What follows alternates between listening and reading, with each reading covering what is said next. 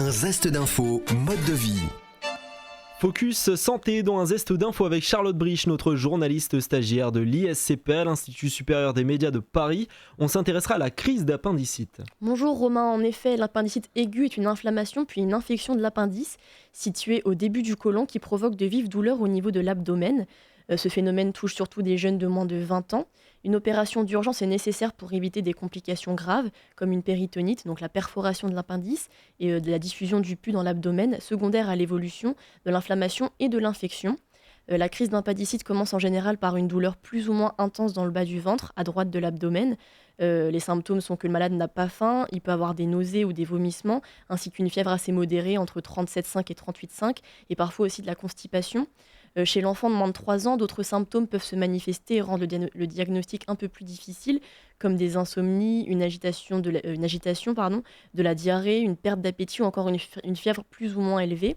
À noter cependant qu'une douleur abdominale a bien d'autres causes qu'une crise d'appendicite, comme donc la constipation, une infection urinaire, etc. Et qu'il convient toujours dans ce cas-là de consulter son pédiatre ou son médecin traitant plutôt que d'aller aux urgences d'emblée. Mais alors, comment savoir si on fait une crise d'appendicite ? C'est la question que nous avons posée au docteur Frédéric Urbain, médecin généraliste.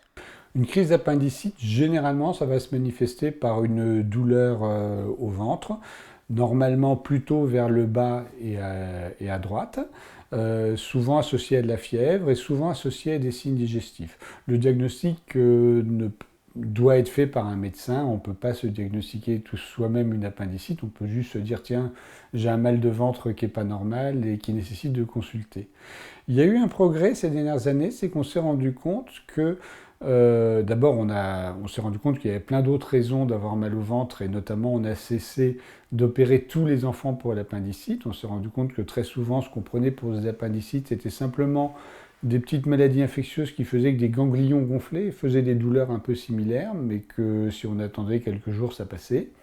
Et puis, on s'est rendu compte qu'on peut soigner les appendicites sans les opérer par antibiotiques. Pour autant, le résultat n'est pas tout à fait aussi bon.